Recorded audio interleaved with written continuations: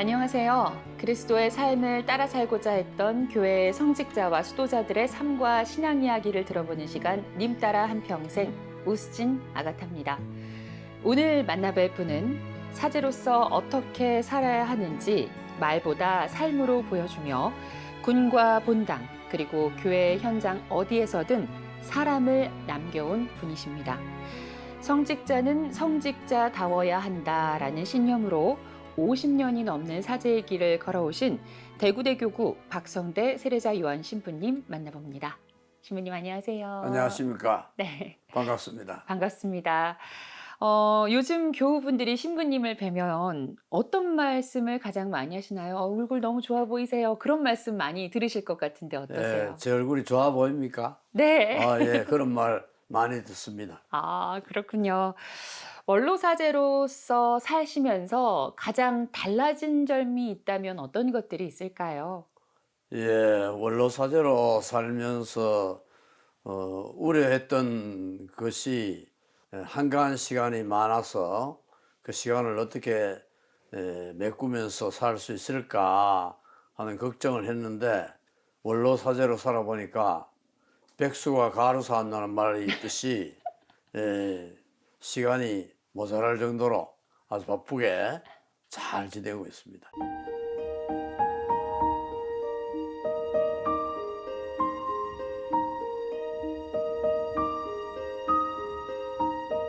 신부님, 이 군종 사제를 오래 하셨다는 이야기를 들었습니다. 그래서 예, 그런지 신부님의 자세나 이 말씀 중에 뭔가 각이 잡혀 있다고 말씀드려야 될까요? 예, 반듯한 느낌이 확 물씬 풍겨나는데 고 김수환 추기경님께서 신부님의 집안 어른이라고 들었습니다. 예. 집안 분위기가 짐작되기도 하는데 어떠셨나요? 아, 예, 제 외갓집 외할머니 친동생이 김수환 추기경님이십니다.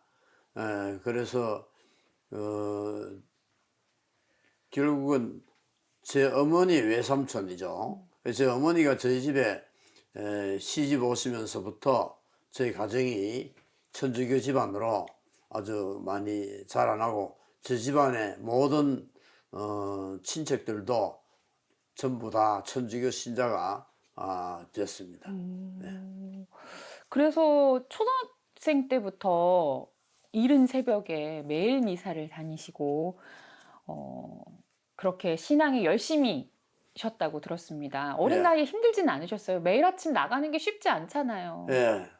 그런데 제 할머니께서, 제가 맞손자니까 할머니하고 같이 잠을 자니까 할머니께서 아침에 성당에 가시면서 요한아 성당 가자 하면 제가 저도 이상하게 생각할 정도로 벌떡 일어나서 예 할머니 하고 성당으로 따라가서 매일 가서 미사 참여하고 복사하고 그렇게 했는데, 그때 그 생활이 즐거웠습니다. 오, 우리 교회 가면, 성당에 가면 항상 기도 드리면서 소원을 빌게 되잖아요. 예. 그 어린 나이에 우리 신부님은 어떤 소원을 비셨는지도 궁금하거든요. 전 소원을 했다고 말하기는 좀 그렇고, 그 매일 그렇게 새벽 미사에 가고 미사 때 복사를 하고 하니까 스님들께서 저를 아주 이뻐해 주셨습니다.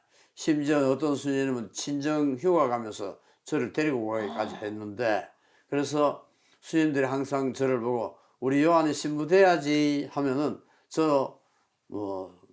네 스님하고 그렇게 말하다가 자라나서 그냥 바로 그 길로 신학교에 간 것 같습니다. 그러면 소원이 이루어진 거네요. 네, 예, 어, 그렇게 소신학교에 입학을 하시고 자연스럽게 대신학교에 가시고 사제가 되셨는데 성소의 길이 사실 순탄치만은 않잖아요. 그쵸? 흔들릴 때는 없으셨나요? 솔직하게 말씀해 주세요. 예.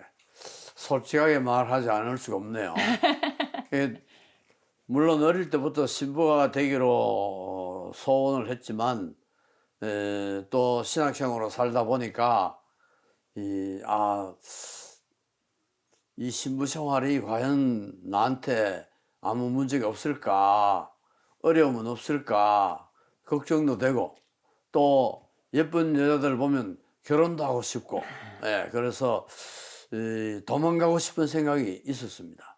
근데 그 도망갈 수 있는 절호의 기회가 언제였느냐면 신학생 때 사병으로 군 생활을 했는데 전역을 하게 될 때 지금 도망가면 되겠구나 하는 생각을 하고 어머니한테 그렇게 말씀을 드렸어요. 그랬더니 어머니께서 그러면은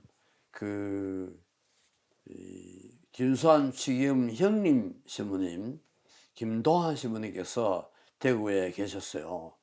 그래서 외할아버지 시부님한테 가서 한번 의논을 말씀드려라 하고 가서 말씀을 드렸더니 김 신부님께서 너 신부는 되고 싶나? 하고 말씀을 하셨는데 제가 신부 되기 싫습니다 하는 이 말을 할 용기가 안 나오고 예, 신부는 되고 싶습니다. 그렇지만 한 1년 동안 사회생활을 좀 하다가 들어가면 좋겠습니다 했더니 신부 되고 싶으면 그냥 바로 신학교로 가거라. 그래서 네 하고 바로 신학교로 갔습니다. 그때 이제 도망갈 기회를 놓치신 거예요. 놓쳤습니다. 너무 다행입니다. 이렇게 잠시 흔들린 적도 있으셨지만 다시 단단한 마음을 굳게 먹고 이제 사제의 길을 걸어가십니다. 사제 네. 서품을 받으셨는데요. 서품 후에는 보좌 신부님으로 사제 생활을 시작하셨죠. 예. 그때 내가 이 길을 잘 선택했다. 이게 네. 바로 사제의 길이구나라고 생각하셨던 순간이 있으신가요? 예. 서품 받고 바로 이제 대구 대봉성당 보좌신부로 살았는데 보좌신부가 무지하게 바쁜 자리예요. 강론 준비해야 되고 예비자 교리도 가르쳐야 되고 매일 미사를 지내야 되고 심지어는 주일학교를 또 담당해야 되고 이러다 보니까 정말 너무너무 바쁘게 지냈고 또 그렇게 바쁘게 지내고 그렇게 사목을 하다 보니까 사제의 삶이 바로 이런 것이구나 하는 생각을 하면서 정말 나를 사제로 불러주신 주님께 감사를 드리면서 아주 기쁘게 잘 지낸 것 같습니다. 그렇게 바쁜 보좌 신부 생활을 몇 년 동안이나 하셨죠? 예, 2년 반 동안 했습니다. 2년 반 마치고는 어디로 이동을 하시게 되나요? 사목국 차장으로 잠깐 있었고 그리고 신령 본당 신부로 가서 본당 신부 생활을 처음으로 하고 있는 중에 네. 군대 가라는 그런 주교님의 말씀을 들었습니다. 그 이야기 들었을 때 기분이 어떠셨어요? 예. 사실 본당 사목이 사목의 꽃이라고 저는 예. 들었습니다. 예. 행복한 본당 생활을 하시다가 갑자기 군종교구로 이동을 해라라고 예. 그 주교님께 말씀을 들었을 때 기분이 어떠셨을지 궁금해요. 기분이 별로 안 좋죠. 왜냐하면 남자들이 꾸는 가장 무서운 악몽이 군에 제대해서 왔는데 또 군대에 가라는 영장이 나왔을 때 나는 군대 갔다 왔다 그러는데도 가라 하는 그런 꿈을 꾸는 것이 제일 무서운 악몽이거든요. 근데 저는 사병 생활을 다 했는데 또 신부로 살고 있는 나를 군대 또 가라 하니까 정말 가기 싫었죠. 그래도 어떻게 마음을 다 잡으셨는지. 이제 그때 군종 신부로 가게 되는 것은 좀 이상한 표현으로 재수 없으면 갑니다. 왜냐하면 군종 신부는 그 각 교구에 인원이 배정이 돼 있어요. 그래서 만약에 거기서 결혼이 생기면 대신 이제 그 빈자리를 채워줘야 하기 때문에 거기에 재수 없이 딱 해당되면 주교님의 그 뜻에 순명하면서 군대를 갈 수밖에 없는 거죠.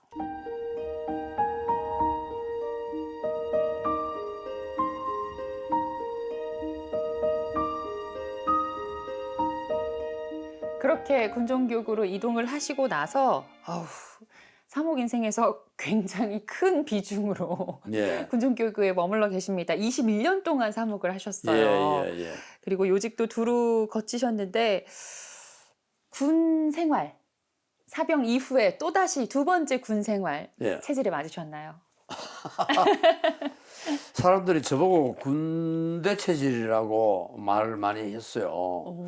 제가 뭐 군대 체질이라서 네. 그 장기 복무를 해서 21년 동안 한 건 아니고요. 여기에 누군가가 군종 신부로 오랫동안 있지 않으면 안 되겠다 하는 생각이 있었고, 주변에는 다른 신부님들이, 특별히 장기 복무 중에 계시는 선배 신부님들이 군에서 우리하고 같이 살자 하는 그 말씀을 제가 뿌리칠 수가 없었고, 또 군 사목도 해보니까 이런 사목도 정말 의미가 있고 또 잘하면 재미도 있겠다 하는 생각을 하면서 제가 군에 장기복무 지원을 해서 21년 동안 오랫동안 있게 됐죠. 신부님의 말씀 들어보니까 그 신부님의 긍정과 또 그 책임감 덕분에 군 생활을 오래 하실 수 있었던 거 아닐까 하는 생각이 듭니다. 그렇게 21년 동안 오래 계시면서 여러 가지 일들이 많이 있었을 것 같아요. 뭐 네. 추억도 있을 수 있고 힘든 순간도 있을 수 있는데 신부님이 지금 떠올리실 때, 추억을 되돌아보실 때 가장 추억에 남는, 가장 보람되었던 순간은 언제셨나요? 예. 군종 신부가 아니면은 경험할 수 없는 것들을 군종 신부로 있으면서 정말 많은 것을 경험을 하는데, 그 중에서 특별히 그 군종 장교가 해야 할 그 임무 중에 하나가 사병들 인격 지도 교육을 합니다. 그러면 예를 들어서 100명이 모이면 거기 천주교 신자는 한 10명도 안 돼요. 그러나 대부분이 비신자들이고, 그러나 그 비신자들에게 신부라는 사람이 바로 저런 사람이구나, 그리고 천주교가 바로 이런 종교구나 하는 것을 느끼게 될 뿐만 아니라, 제가 또 이렇게 그 교육하는 것을 좋아해 가지고 그 인격 지도 교육을 하면 병사들이 다른 데서 듣지 못하는 그런 말을 들으면서 참 귀담아 잘 듣는 그런 모습이었어요. 그래서 이 인격 지도 교육이 참 보람있다 하는 생각을 하고, 심지어 전역을 앞둔 병사들에게도 전역 장병 교육을 한 적도 있고, 그래서 그 병사들에게 그런 인격 지도 교육을 통해서 뭐 인생관이라든지 사생관이라든지 또 종교관이라든지 또 왜 신앙이 필요한가 하는 이런 이야기를 할 수 있는 절호의 기회가 되고, 그래서 그런 시간이 참 저한테는 굉장히 중요한 저의 임무로 생각하고 열심히 준비해서 재미있게 교육을 했습니다. 그리고 또 군종 신부가 해야 하는 그 중요한 일 중에 하나가, 제가 전방에 근무할 때인데 뭐 자주는 아니지만 그 전방 철책선에 가서 아주 추운 겨울에 네. 그 근무하고 있는 경계 근무를 쓰고 있는 병사들을 찾아다니면서 따뜻한 커피를 대접하고, 그리고 머리를 쓰다듬고 등을 두들겨 주면서 정말 격려를 하는 그런 임무를 수행할 때 그 병사들이 굉장히 고마워하고 참 흐뭇해 했습니다. 그래서 그 일이 참 보람이 있었다는 생각을 했고, 제가 이제 군종 신부를 오래 하다 보니까 나중에는 이제 대령 진급을 해가지고 결국은 군에서 최고 직책인 국방부 군종실장을 제가 했습니다. 근데 그때는 군에 와 있는 모든 군종 장교, 천주교 신부는 물론이고 불교의 법사님들, 또 개신교의 목사님들, 이분들에 대한 그 지도도 국방부 군종실장이 해야 하는 거예요. 그래서 제가 참 군종 신부가 국방부 군종실장이 아니면 도저히 꿈도 꿀 수 없는 일이 있는데, 그것은 정군 군종 장교, 목사님들, 법사님들, 또 신부님들 다 모아놓고 도별로 돌아가면서 제가 교육을 시킨 적이 있었습니다. 그럴 때 또 아까도 제가 말씀을 드렸지만 제가 말을 좀 잘하는 편이에요. 그랬더니 교육 끝나고 나니까 좀 우스운 이야기로 어느 목사님이 신부님 중에 이렇게 말 잘하는 사람 저는 처음 봤습니다. 그런 말도 하고 그러면서 오늘 신부님 말씀 듣고 은혜 받았습니다. 이런 말을 해서 제가 군종실장으로서 전 군종 장교들에게 그런 교육을 시키는 것이 저한테는 참 보람도 있었고 잊을 수 없는 하나의 추억입니다. 예. 이렇게 신부님이 군종교구에서 어떻게 생활하셨는지 어떤 일들을 하셨는지 들어보니까 21년 동안 정말 굉장히 바쁘셨을 것 같아요. 네. 사실 이 군대라는 곳이 가톨릭뿐만 아니라 여러 종교들도 함께 모이다 보니까 뭔가 보이지 않는 종교 간의 알력 다툼이라든지 이런 게 있을 수 있잖아요. 있죠. 예. 그때 우리 신부님께서 지혜롭게 어떻게 대처를 하셨는지 어떻게 대응을 하셨는지 그런 것도 궁금하거든요. 제가 나중에 이야기할 기회가 있겠지만 그 군대 특히 육군의 모든 병과장은 장군입니다. 근데 군종만 장군이 아니고 대령이에요. 예. 근데 왜 그렇게 됐느냐 하면은 그 종파 간의 그 알력 그런 것으로 인해서 어떤 잡음이 생기고 또 그런 종파 간의 갈등으로 말미암아 타 병과 군인 장교들에게 실망을 안겨주는 경우가 참 많았습니다. 그래서 국방부 군종실장이 해야 하는 중요한 일 중에 하나가 그 종파 간의 화합을 잘 이루는 것이 참 중요한 거거든요. 근데 그걸 어떻게 하느냐?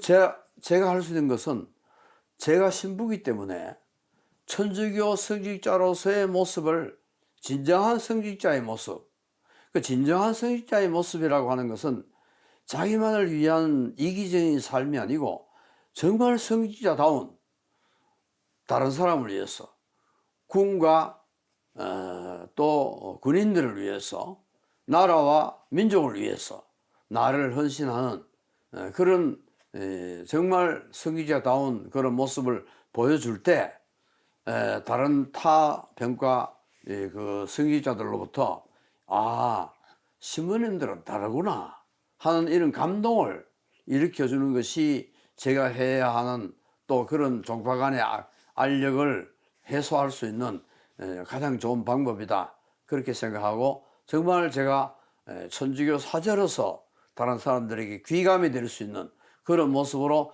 살아가기 위해서 노력했고 또 그렇게 함으로써 많은 사람들이 정말 저한테 저의 군종 장교로서 또 천주교 신부로서의 삶에 감동을 받았다 하고 신부님 정말 존경합니다 하는 이런 말도 타 종파 목사님들이나 스님들로부터 이야기를 들은 적이 여러 번 자주 있었습니다. 그래서 한 스님이 우리 신부님께 임꺽정 같은 사람이다라고 이야기를 했다고요. 예. 임꺽정 이게 웬 말인가요?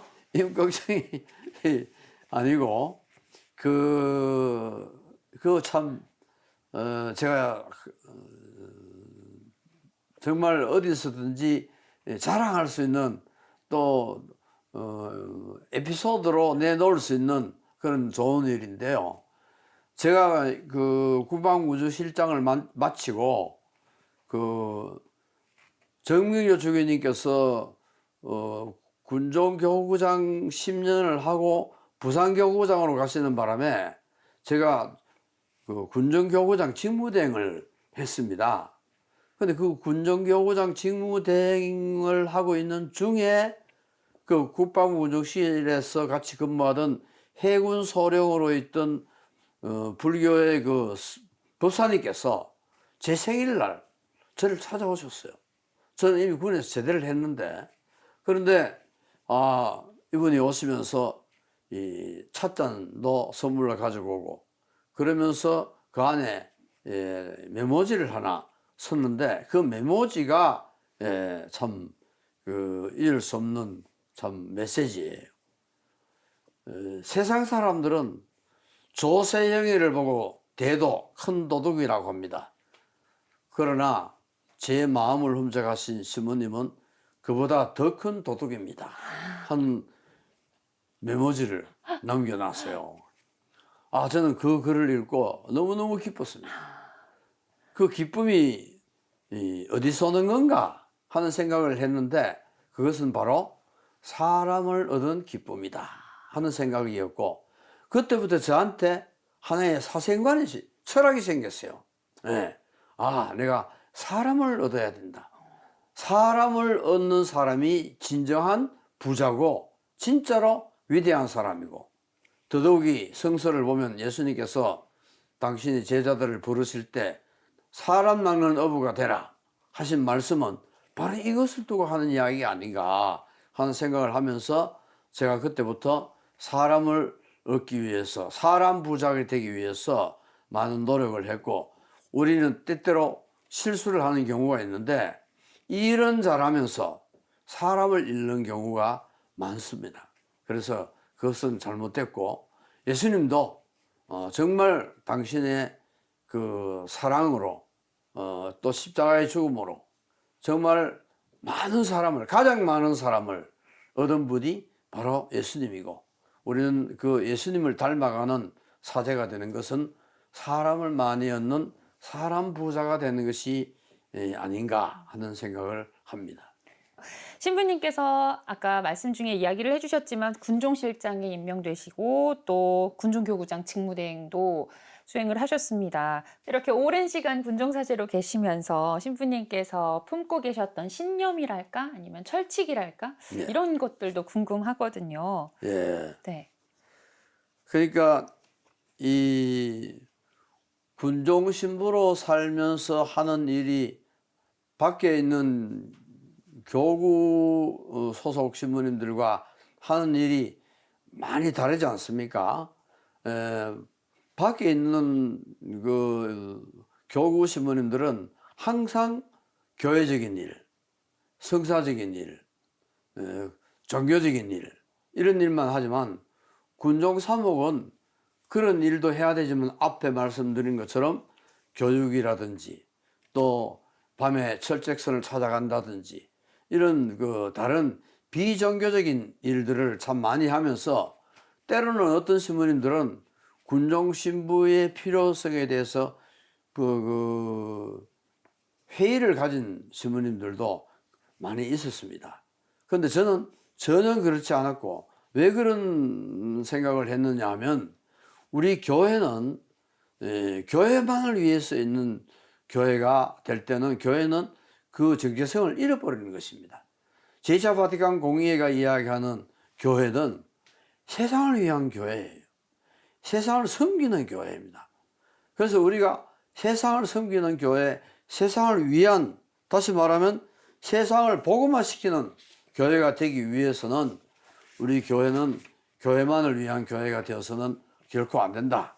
그래서 세상을 섬기는 그런 교회가 되기 위해서 이 군종 신부가 하는 일이 정말 국가와 민족을 위한 한 일을 하기 때문에 진정한 교회적인 그리고 가장 복음적인 삶을 사는 사람이라는 생각을 하면서 군 복무에 더욱더 충실하게 됐습니다.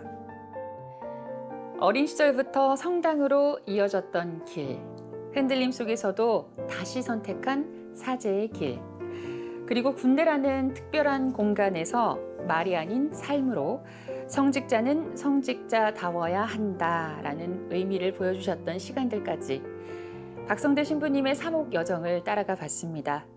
이 성직자다움은 본당 사목에서는 어떻게 구현이 되는지 다음 시간에 계속해서 이야기 나눠보겠습니다.